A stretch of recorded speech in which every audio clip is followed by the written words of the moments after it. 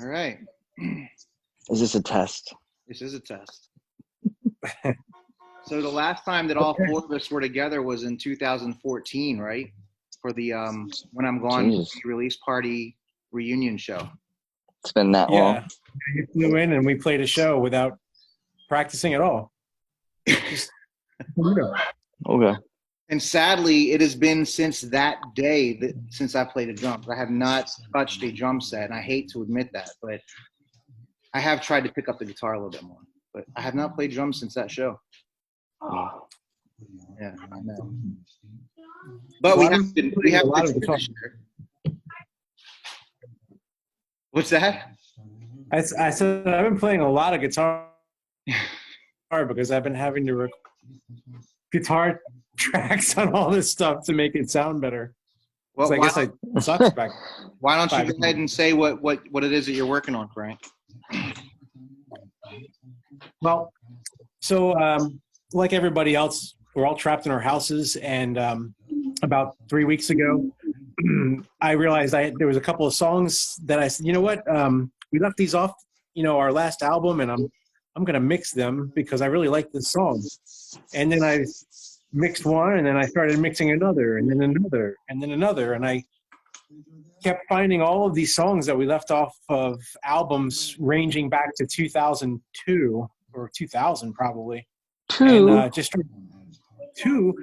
started mixing all these songs, and then said, you know what, I'm just going to mix all these songs, and I don't care what anybody thinks. I'm just going to put them all out on SoundCloud for free. But then I started, letting all you guys hear the mixes, and then before you know it, it was like, okay, now we've got volumes of stuff to release, so let's kind of organize this a little bit so it's palatable for people to listen to. And now 3 weeks into it, there's probably, I don't know, 12 or 13 or 14 songs that are ready to go, and I still got more to work on. Yeah, this has always been the plan. I mean, we always wanted the title for this album has been out for over 10 years. We've had the cover for 10 years.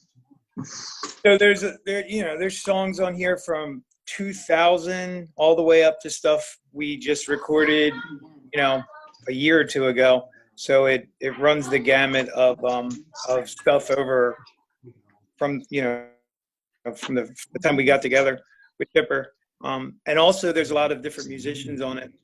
So in addition to us four, there's a lot of stuff with Keith on it, and Steve Fisher played on it, Timmy Roberts, Brandon Bartlett played on a song, Mike Skirba.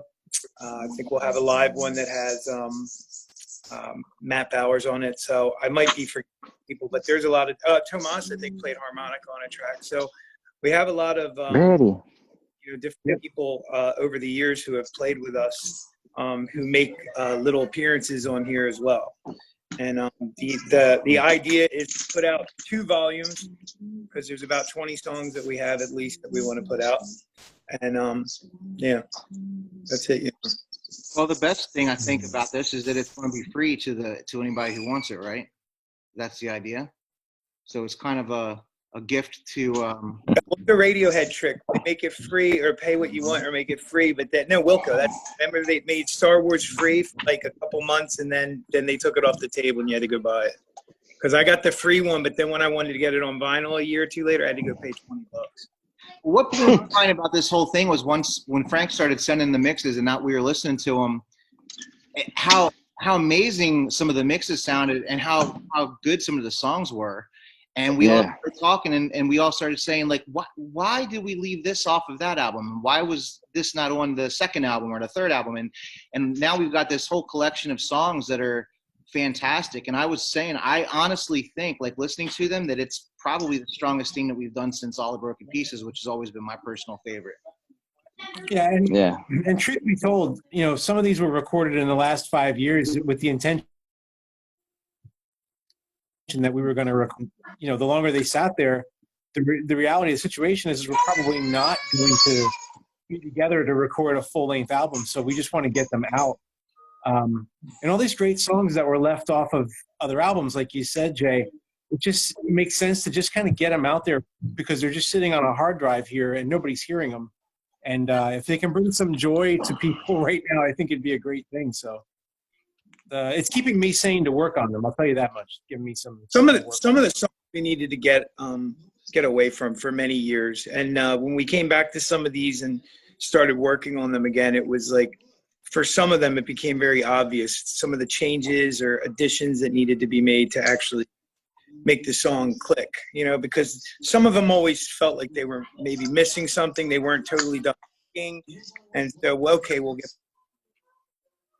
back to it later. And then when we came back to these songs and realized, all right, this is going out now, I think we actually approached listening to them differently and made some adjustments that actually made them made us be fine with putting them out there. But it is a bit of a mixed bag of things of, you know, like it was never intended to, you know, be like all our other records that we put out, that this is a collection of songs that all kind of fit together. This is the exact opposite of that. This is a bunch of songs. Bag of marbles. Yeah, just happened to be left off of things and ended up coming together. But like Jay said, it doesn't sound very cohesive for being like that.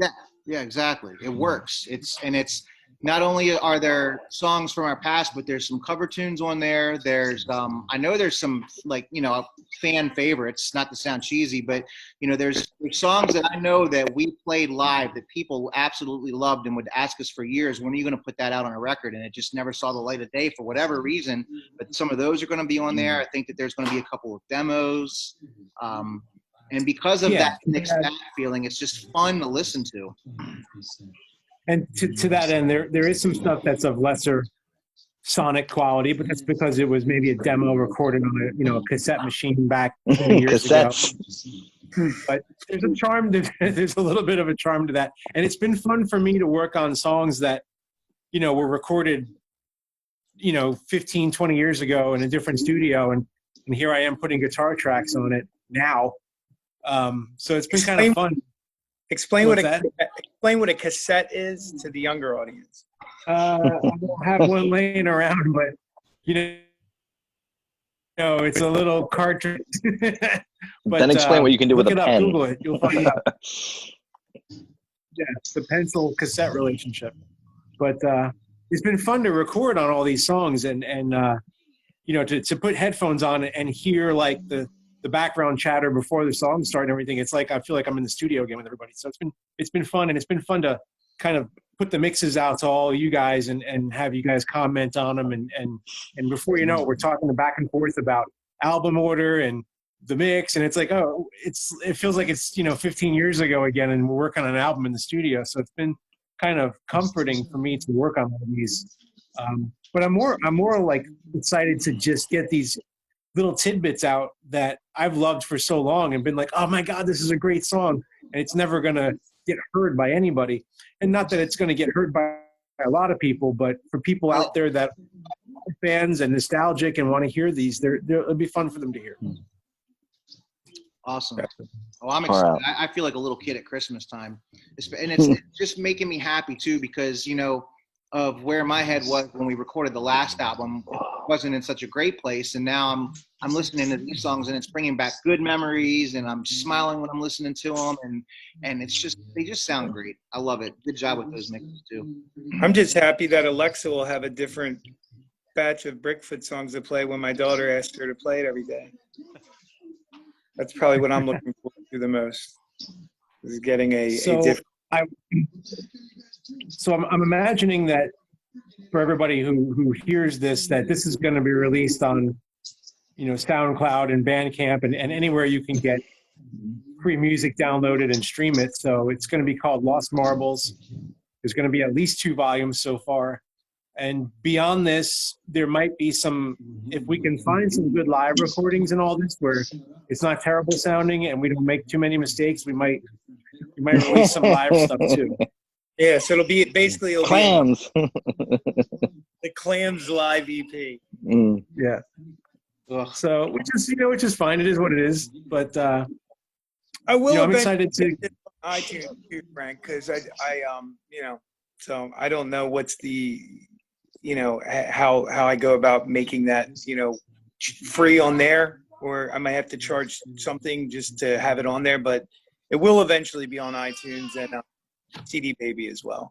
But Yeah, I'd probably not right away, you know. So. I wonder what Jay and Frank would look like if they would just let their beards wolfed out at the start of all this lockout. I wonder what they would look like now, especially Jay's mustache. I want to see what that would look like. It gets pretty nasty. I can grow a beard in like 8 minutes, but right now my hair is like Bernie Sanders hair. It's just I tell you, beautiful wisps up here, and the rest is just pretty bad. So it's baseball cap city for me for the rest of my life. So if we would have drawn this picture 20 years ago at a show of what we would have looked like 20 years from now. It's the picture you drew of me 20 years ago. We drew those pictures all the time. Yeah. Yeah, I know. That's what I'm saying. I'm looking at this, imagining 20 years ago, drawing a picture of this moment. My idea. I want everyone to see that White Album one, like one of all of us with the age thing going on, like with Ross. I was going to have a Chipper picture ready in case you didn't come on tonight, Chipper. One of my Eminem drawings. Yeah. And we were just going to make it talk. I love that you're bird fish still. I love that. Yeah, it just asks her name, and I like just using that one still. It's ridiculous. People really thought that at some point that party. That guy Bert. Well, when do you guys think that this will be ready for consumption? Just depends on how long it takes Frankie to get everything mixed. I mean, we could very realistically just take the first 12 things that are ready to go and put them out. Which, you know, I don't know. So soon. How about that? There's a good answer. Because I kind of, like, we're at the point now where I can take a look at what we got, and then I can, you know, direct Frank, hey, why don't you do these next 2-3 songs with the intention of putting that on the first volume so we can just get it out. And there's the album cover. And right. Somebody working on getting our logo. Our beloved Chuck DeKet is working on the Brickfoot logo for us, so that's already gone on the works, right? So yeah, this is rolling along nicely. Yeah, so I mean, there's like I said, there's 12 or 13 songs mixed and ready to go right now, but I think the idea was that we would get everything that we know we wanted to put out and kind of spread it out across 2 volumes, so it's not just an avalanche of stuff that doesn't make sense. And Steve's, that's kind of his forte, is kind of piecing together stuff like that. So I'm more like, I'm in production. I'm just pushing it out, and you guys make all those decisions. Yeah. So I would think, Jay, probably within the next week to a month or so, I'd be able to have everything done, and we could have this out probably sometime by the end of May, like have everything mixed, and then be in a position to kind of upload everything to the internet and just dump it so that people can have it. Awesome. So, I mean, I'm working, 4 or 5 days a week on it outside of work when I can. This is kind of, I know it's kind of weird, but we're all stuck inside our house, but this is kind of a musician's dream in a way. I mean, I know I play a lot live, so it's kind of hard for me to be home. But I love the opportunity I'm having now to sit and just work on this stuff and just push it out. It's exciting to hear it all. So come to life again. So I'm going to drop my Sunday, Frank, so I can have a day free. Everybody, just all drop all your kids off here. Can you imagine? I'm not sure what condition you'll get them back in, but go have fun. It'd be great. So what, you guys got 17 kids between the 3 of you now? 34. Oh, I only got 2, man.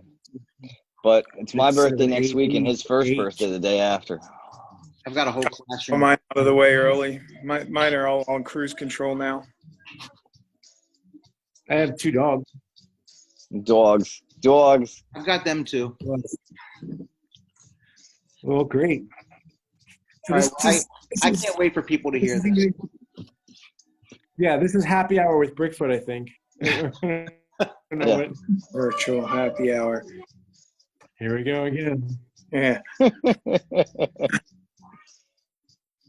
All right. Very good. We will get this in your hands soon, my friends.